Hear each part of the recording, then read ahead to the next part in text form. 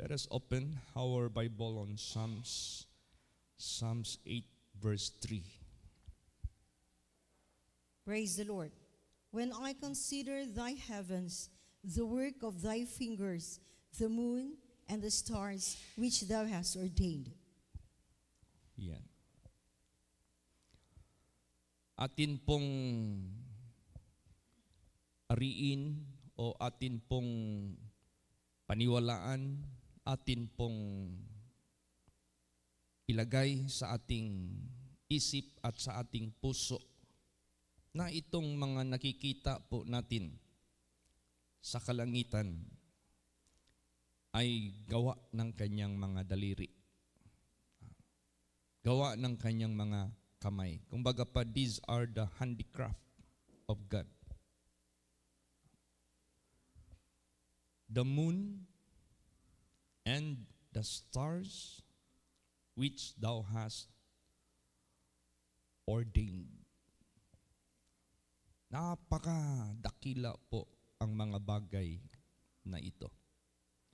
Itong heavens na ito, kung hindi na ipakita sa pamagitan ng invention na ipinahintulot ng Diyos, gawin ng tao, na maipakita yung kalawakan ng universe. Baka maya-maya ang ating consideration sa universe, ito lang planet Earth. Hindi pala. Napakalawak pala nito. Napakarami pala nito. At yan ay dinidescribe na ng kanyang banal na salita. Dito natin maintindihan na ang kanyang mga banal na salita ay hindi nagsasabi magpakailan pa man ng kasinungalingan. Pag sinabing innumerable, talagang totoo yan. So i-consider natin ang lahat na nandyan sa kalangitan, gawa ng kanyang mga daliri. Ano man lang yung binabalik-balikan ng mga rockets, ng mga spaceships, moon, Mars, they are so near. Napakalapit lang yan ng ating planet Earth. Ang kamera lang ang nakakarating sa malalayo dahil hindi na kaya sigurong buhayin ang tao kung sila ay sasama pa sa kamera na yan. Sa layo, iba na ang pressure. Sa layo, iba na ang temperature. Sa layo, iba na ang atmosphere. Kaya, moon lang ang kaya nilang puntahan. Mars. Hanggang dyan lang muna. Subalit, ating i-consider na meron talagang naglalang nitong lahat. At i-consider natin sa mga nilalang niya, kasama na tayo doon. Para magpasalamat tayo. Maliban na tayo kasama sa mga nilalang niya. Kanina habang nag-aawit tayo ng Great is Thy Faithfulness, damang-dama ko yung ating pag-awit para sa Kanya na naglalang sa atin lahat.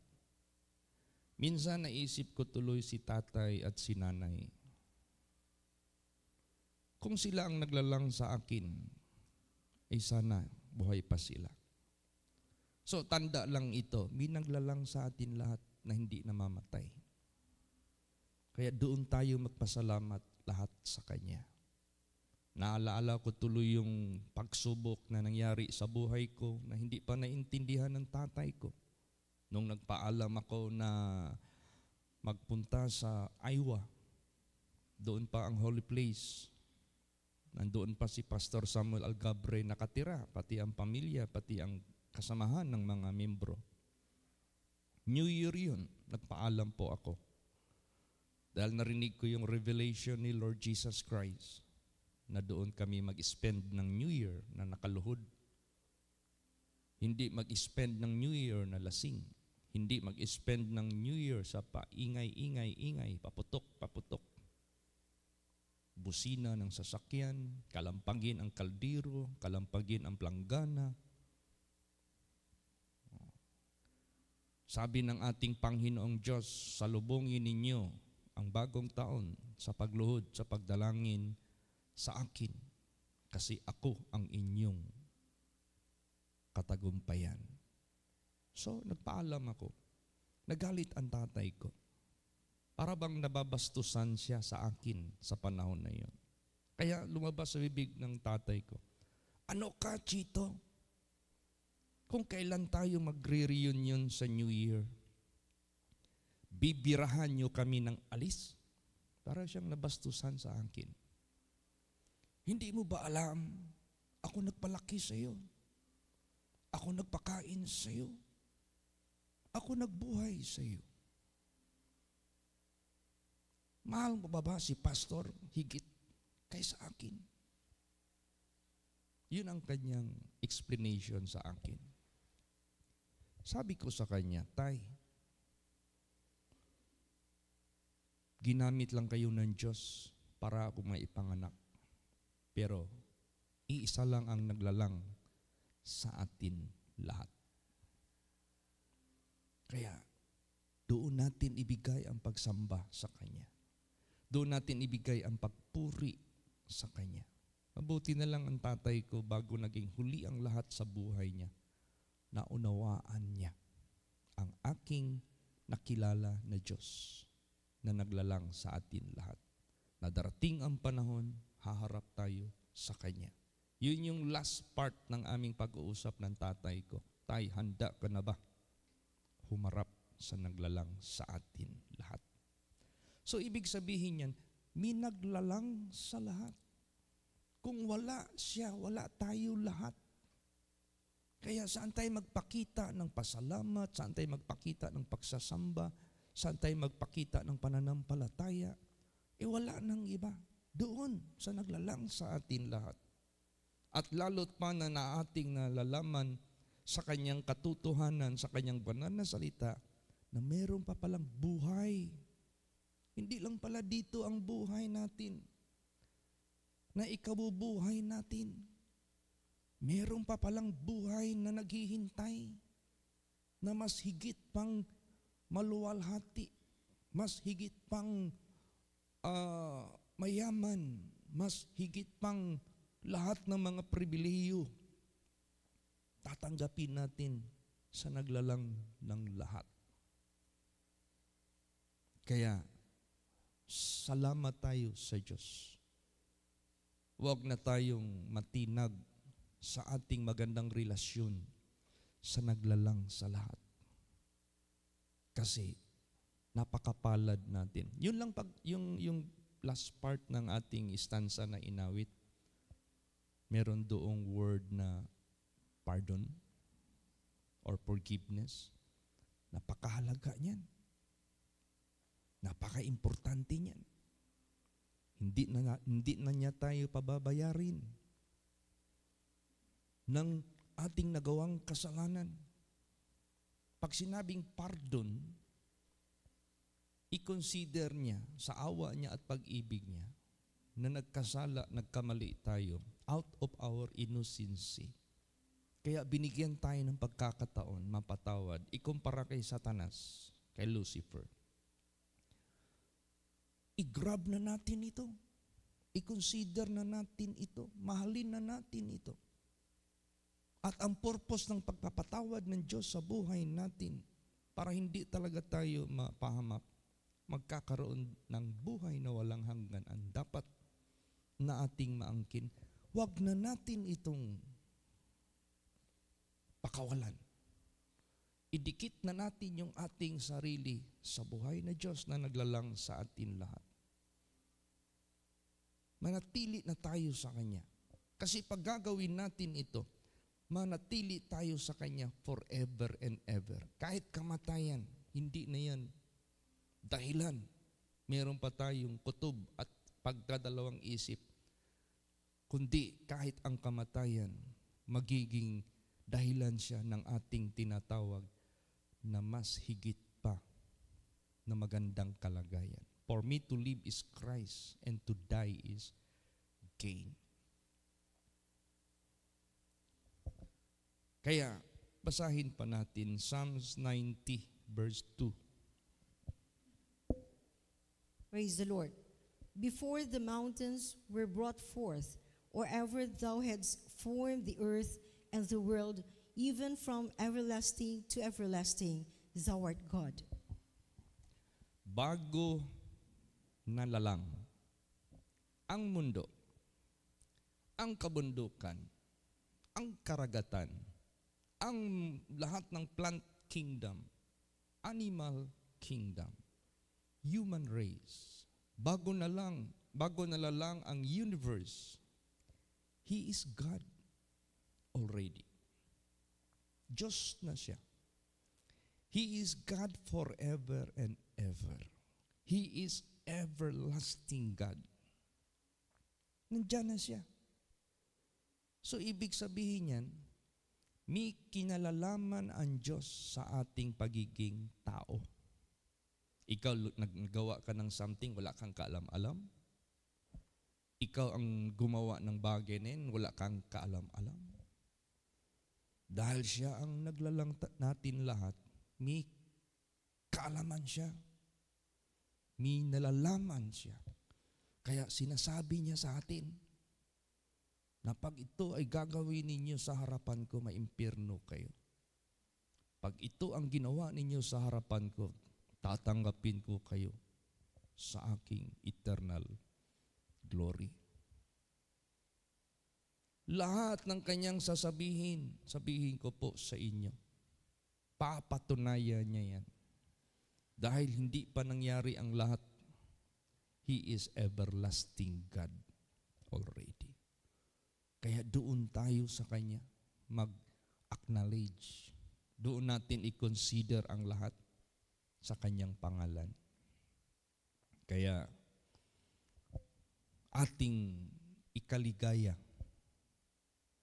ang ating buhay sa Panginoon. Yung mensahe kahapon sa devotional, rejoice always in the Lord. Praise the Lord. Kaya masarap ang buhay nasa Panginoon. Mayaman ang buhay nasa Panginoon. Walang kamatayan ang buhay nasa Panginoon.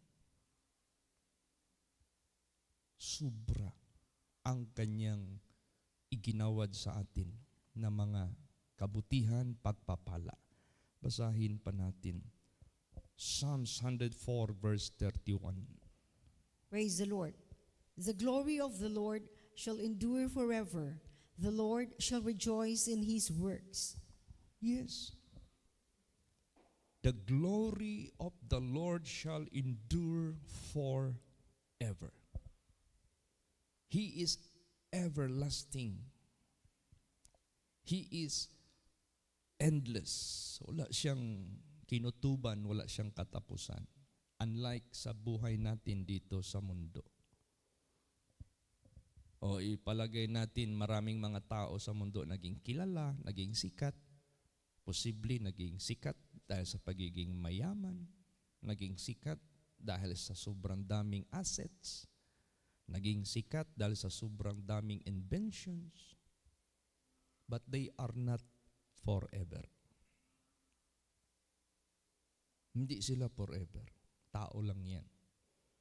But the glory of the Lord shall endure forever. And remember that gusto ng Diyos, isali ka dyan. Gusto ng Diyos, makasama ka dyan. Gusto ng Diyos, ibigay sa iyo, sa atin, ang privilege na magkakaroon tayo ng glory which is forever. The Lord shall rejoice in His works. Masaya ang Diyos sa Kanyang mga trabaho. Masaya ang Diyos sa Kanyang pagliligtas sa atin. Masaya ang Diyos. Nilalang niya tayo. Masaya ang Diyos na gawa ang lahat. Pero malungkot ang Diyos pag napahamak tayo sa kapahamakan. Makikita natin yung kanyang matatawag nating relationship sa tao. Kaya kung wala pa siyang relationship sa atin, unang-una hindi na niya tayo nilalang in His likeness. Kung wala pa siyang relationship sa atin, hindi siya malungkot kung maimpyerno tayo. Pero meron siyang relationship sa atin. He is our Heavenly Father. And we are His children. Kaya dapat natin siyang pasalamatan, purihin, at huwag na tayong mabalik sa kamay ng kanyang kaaway. Manatili na tayo sa kanya na naniniwala, sumasamba, pumupuri, gumagawa ng kanyang mga gawain. Imagine that. Partner mo ang Diyos sa buhay mo. Imagine that. May gumagabay sa iyo sa mga ginagawa mo sa mundo, ang naglalang ng lahat ng bagay. Di ba? Ang laking bagay na yan sa buhay natin. Kasama tayo sa kanyang gawain. Kaya may verse dito sa Bible, we are called laborers together with God. Kaya, napakadakila ng Diyos. At napakaganda ang kanyang ipinakita sa atin. Ano pa? Basahin natin. Psalms 33, 6 hanggang 9. Praise the Lord. By the word of the Lord were the heavens made, and all the host of them by the breath of his mouth. He gathereth the waters of the sea together as an heap. He layeth up the depth in storehouses. Let all the earth fear the Lord. Let all the inhabitants of the world stand in awe of him. For he spake, and it was done. He commanded, and it stood fast. Yan. Ibig sabihin yan, itong ating inaapakan na lupa at itong natatanaw natin sa paligid, at dahil meron na tayong tinatawag na Google Earth, pag sinabing Google Earth, makita mo ang Earth parang inilagay sa harapan mo. Kaya mong paikutin yung Earth para lang makita lahat ng angle ng Earth. Technology kasi yan na pinahintulot ng Diyos para makita natin how God wonderfully made this Earth. At sinabi dito, by the word of the Lord were the heavens made, and all the host of them by the breath of his mouth. Bakit? Ginawa niya lang ito by the word of his mouth. He gathereth the waters of the sea together as an heap. He layeth up the depth in storehouses. Let all the earth fear the Lord. Let all the inhabitants of the world stand in awe of him. He spake, it was done. He commanded, and it stood fast. Yan ang Diyos. Anong gusto niyang sabihin at gawin? Titibay yan. Mangyayari yan. Kaya lahat ng sinabi dito sa banal na salita ng Diyos, totoo yan. Mangyayari yan. Kaya napaka-importante yung ating magandang relasyon sa Diyos. Na naging kaibigan natin siya. May tao dito na tinawag, became a friend of God. Dahil anong sinasabi ng Diyos sa kanya, wala siyang pag-alinlangan. Anong inuutos sa kanya, wala siyang pag-alinlangan. Even sometimes it hurts, even though sometimes it against his own heart, ginawa niya lahat. Kaya he became a friend of God. Kaya ganun sa buhay natin. Napakasarap maging kaibigan natin ang Diyos dahil hindi tayo nag-alinlangan sa Kanya. Hindi tayo sumasalungat sa kanyang kautusan. Hindi tayo nag-alinlangan sa kanyang mga binitawan na mga pangako. Lahat yan may katuparan. Basa pa, Psalms 119 verse 90. Praise the Lord. Thy faithfulness is unto all generations. Thou hast established the earth, and it abideth. Yes. Ang kanyang faithfulness never expired. And this will cater to all generations of this world. Pag sinabing to all generations of this world, what is the impact sa buhay natin? Uy, carried na yung anak ko dyan. Carried na yung apo ko dyan. Carried na yung magiging lineage ko dyan. Imagine that. Napakasarap. I-mention ang kanyang awa at pag-ibig na kahit yung faithfulness niya, mapakinabangan ng ating mga darating na mga angkan.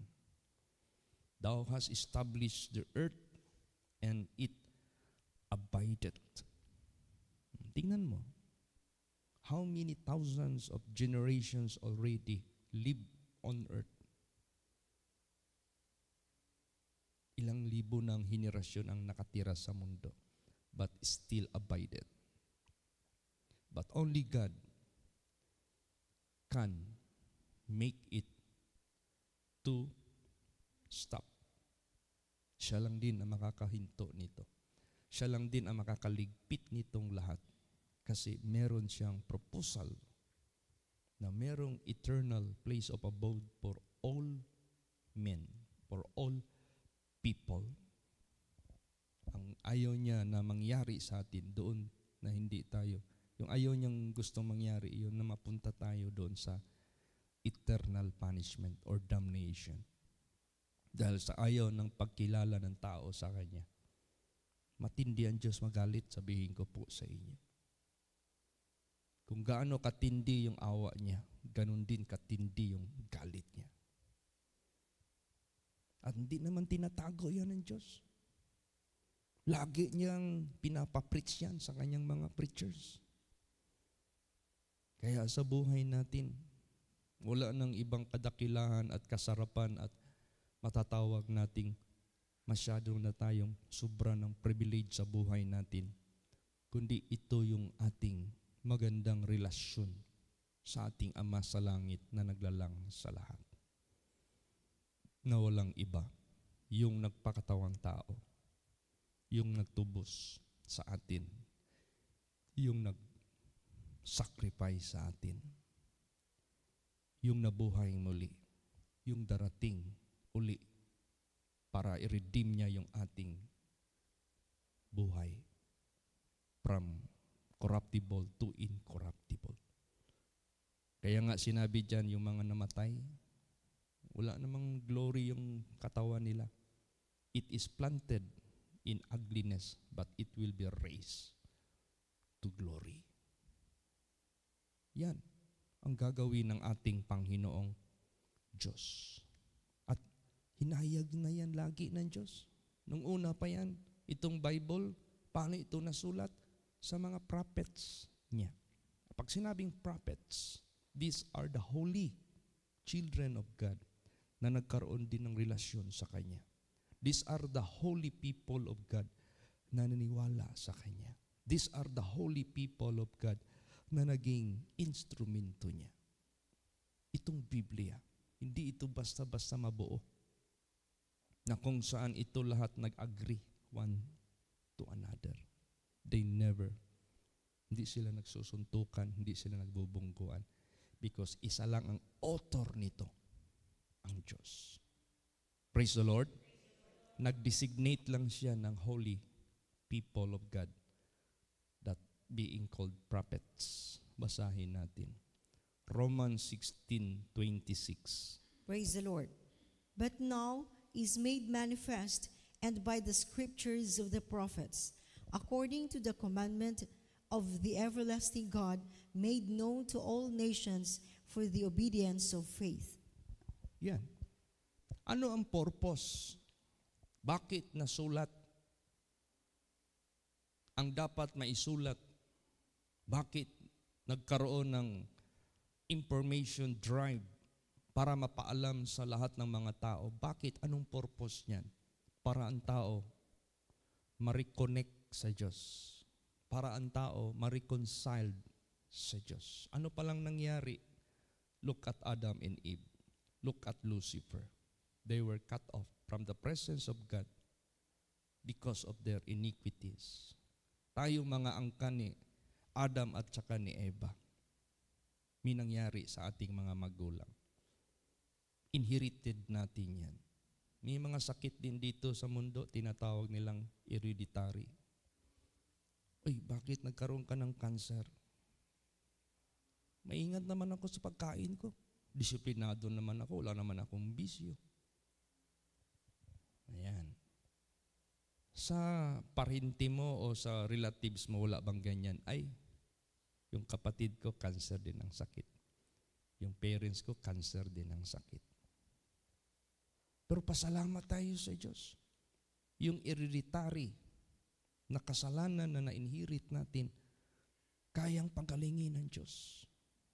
Yung consequence ng cost ng ating ikamatay, ng ating kaluluwa, kaya pagilan ng Diyos. Sa paano? Pag magkaroon tayo ng magandang relasyon sa Kanya. Pag naniwala tayo sa Kanya. Pag sumunod tayo sa Kanyang kalooban. Kaya napaka-palad po natin. Anong purpose ng information drive? Bakit itong scripture sinulat ng mga propeta? Para yung commandments ng everlasting God malaman.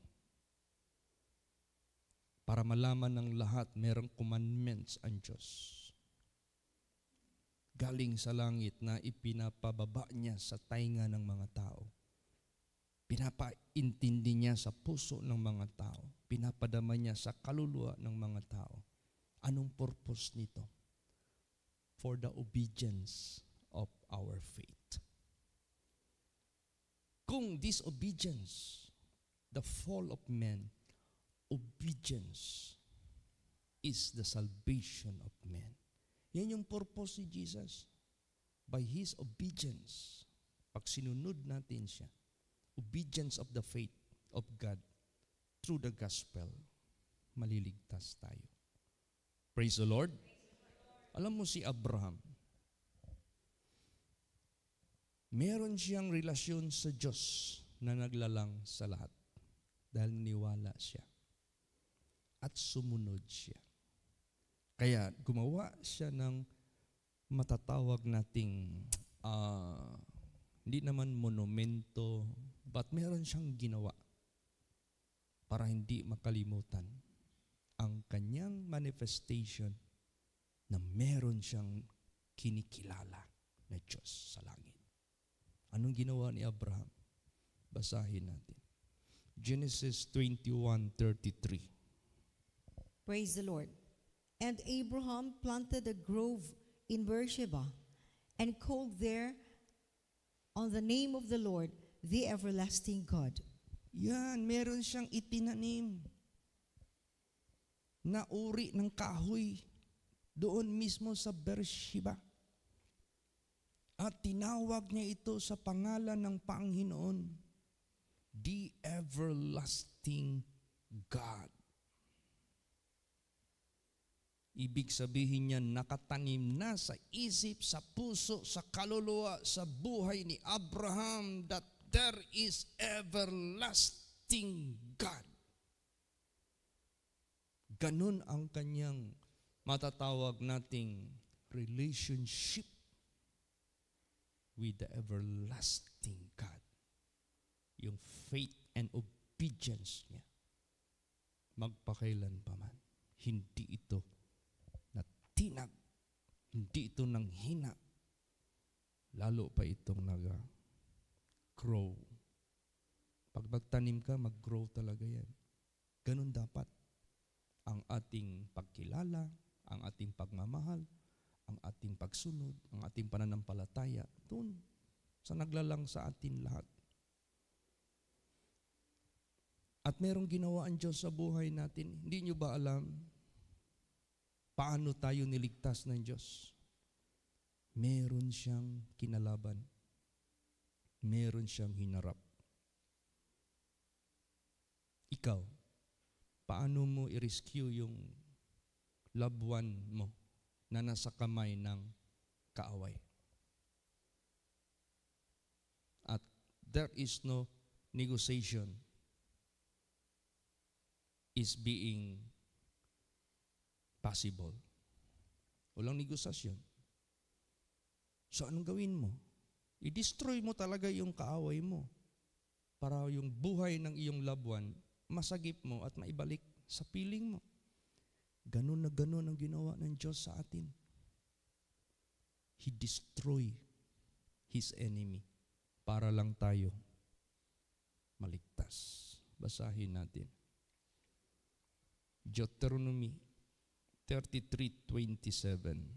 Praise the Lord. The eternal God is thy refuge, and underneath are the everlasting arms. And he shall thrust out the enemy from before thee, and shall say, destroy them. Yan.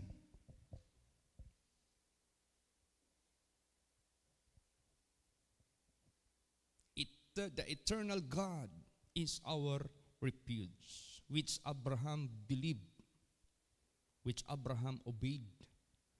And underneath are the everlasting arms, and shall thrust out the enemy from before thee. Kaya niyang tulakin, kaya niyang ipalabas, kaya niyang abugin, itaboy ang kaaway, and shall say, destroy them. So how to deal with sin? How to deal with Satan? Sin represented by Satan to destroy us. How to deal with destroy them? Praise the Lord. Destroy them. Tingnan mo si King Saul. Nung pinapadestroy ng Diyos sa kanya ang kalaban, utterly, pag sinabing utterly, ubos, hindi niya ginawa. Anong nangyari? Di ba? Nagalit ang Diyos sa kanya. Ganon din sa buhay natin. Pag meron pa tayong binubuhay, nakaaway, nagawa ng dyablo sa buhay natin, maggalit ang Diyos sa atin. Kaya destroy them utterly. Patayin mo na lahat. Huwag ka nang magtira. Huwag ka nang manghinayang. Kaya ganun ang utos ng Diyos sa atin lahat. Basahin pa natin. Acts 26:18. Praise the Lord.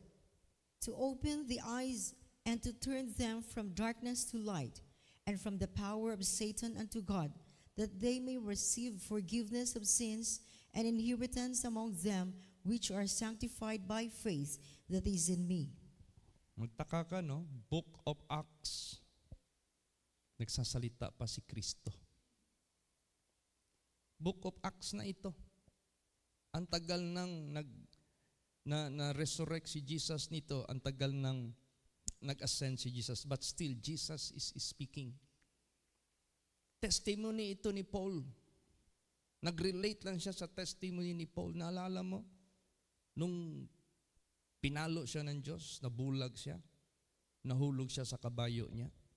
Meron siya narinig na tinig. Pag meron kang narinig na tinig na nagsasalita, he is alive. Pag sabi doon, Saul, Saul, it is hard for you to kick. Saul, Saul, why thou hast persecuted me? O persecutest me? Bakit mo ako nilulutos, kung sabi saya? Bakit mo ako inuusig? O napatanong si Paul ngayon, who art thou, Lord? I am Jesus, whom thou persecutest. It is hard for you to kick against the pricks. Yung pala itong taong ito, chosen vessel of God.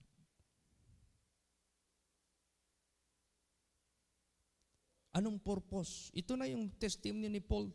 Bakit siya tinawag ng Diyos? Tayo, bakit tayo tinawag ng Diyos? Si Pastor, bakit tinawag ng Diyos? Si Moses, bakit tinawag ng Diyos? Si Noah, bakit tinawag ng Diyos? Mga apostol, bakit tinawag ng Diyos? Isa lang ang layunin ng Diyos. Bakit tayo lahat tinawag? To open their eyes and to turn them from darkness to light, from the power of Satan unto God, that they may receive forgiveness of sins and inheritance among them which are sanctified by faith that is in me. Yun, ang purpose, tinawag tayo ng Diyos para mabuksan ang mata, mabuksan ang isip ng mga tao at tatalikod sila kay Satanas at pupunta sila sa Diyos, maniniwala, magpakabanal, matakot, sumunod sa Kanya ng buong puso. Yan ang purpose ng Diyos. Bakit niya tayo tinawag? Kaya tinan mo si Paul, hindi na bumalik sa kasalanan. What I gained, I count them but lost, that I may win Christ, that I may part of the excellency of the resurrection of Christ.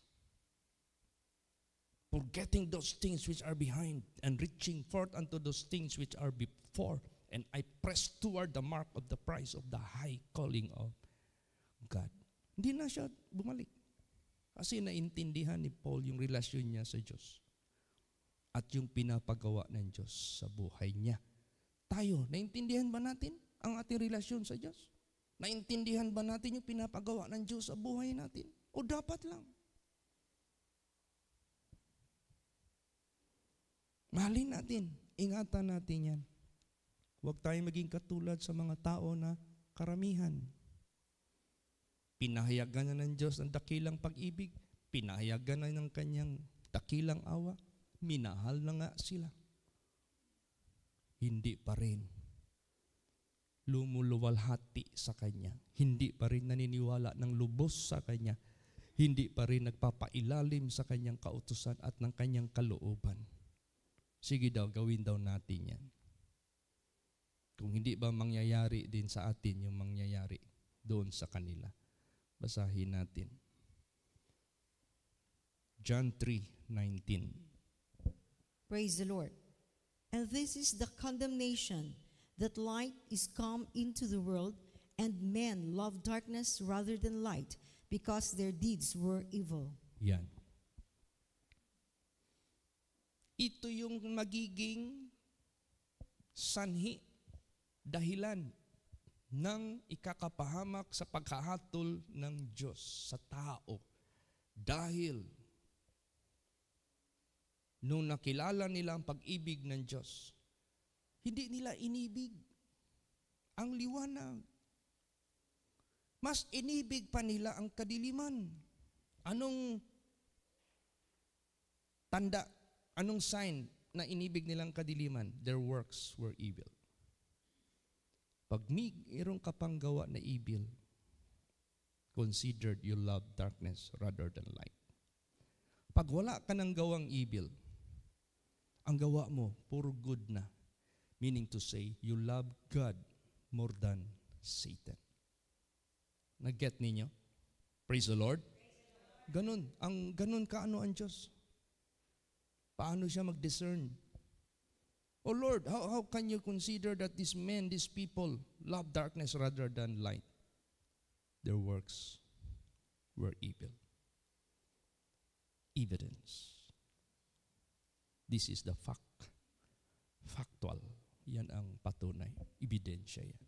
Kaya sa buhay natin, don't commit evil because that is factual that you love Satan and you love darkness more than the light. But do only what is good and right in the eyes of God. And that is factual that you love the light more than the darkness. So, praise the Lord. Basa pa, Romans 1:21.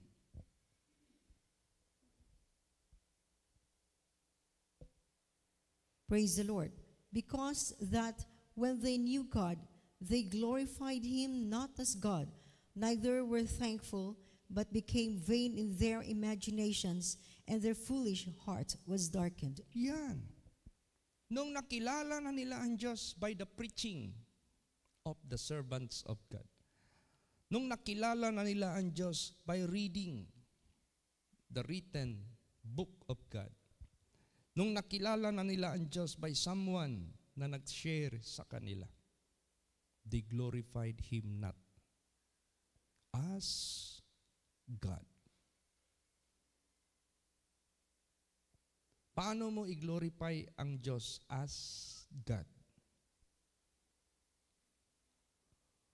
Obey His commandments. Do His will. Obey Him with all your heart, with all your mind, with all your soul. Then you glorified God. Pero ginawa nila hindi. Maybe part lang. Maybe halfway. Hindi mag-glorify ang Diyos. So, anong nangyari? Neither were thankful. See, yung ating sinabi kanina sa permero na introduction sa preaching ngayon, bakit tayo magpasalamat sa Diyos? Nilalang niya tayo. Special tayo. Kinaawaan niya tayo. Binigyan niya tayo ng pagkakataon. Makasama niya sa everlasting glory niya. Hindi ka magpasalamat niyan? Kung sino yung tao hindi marunong magpasalamat, anong tawag mo doon? Ganon na ba talaga sila? Kasama? Yes. But became vain in their imaginations. Anong imaginations nila? Bakit vain in their imaginations? Hindi yan totoo. Panakot lang yan. Dito tayo maniwala sa mga scientists na wala daw Diyos. Vain in their imaginations.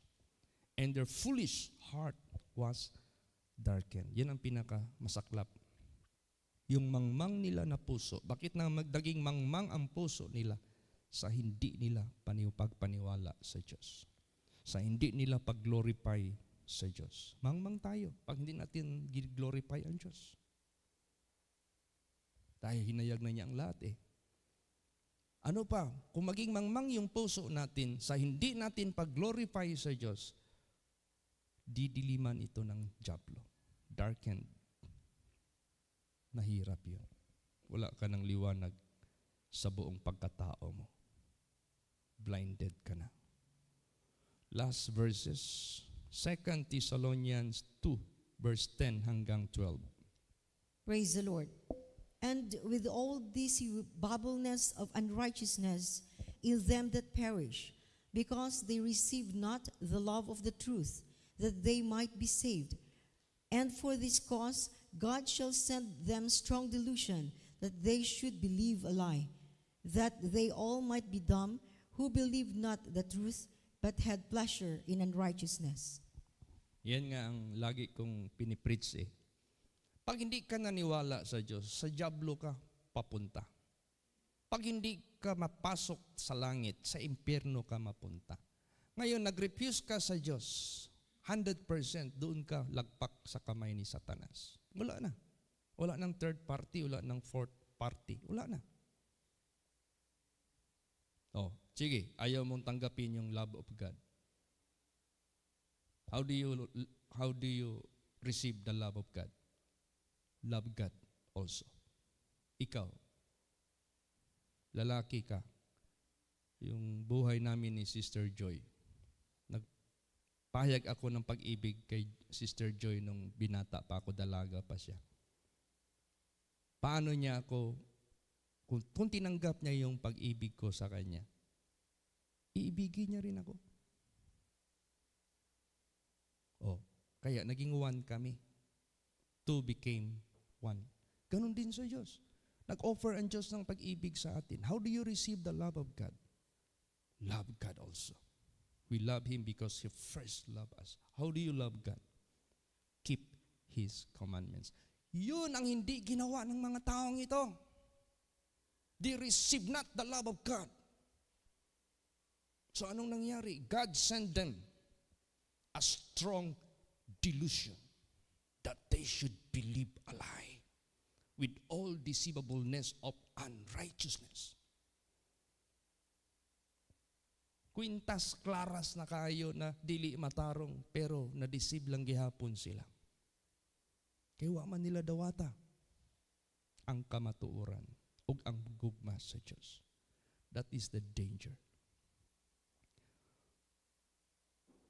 Para sila mapahamak. That they shall be damned. Wala lang. There is no such third party. Only God and Satan. Only heaven and hell. Only blessing and curse. Only life and death. Kaya, to God be the glory. Pasalamatan natin ang ating Panginoong Diyos. Let us consider God and all His creatures to establish that He is everlasting God. Na dapat na doon tayo sa Kanya. Hindi na matinag, doon tayo sa Kanya. May relasyon tayo na mabuti sa Kanya.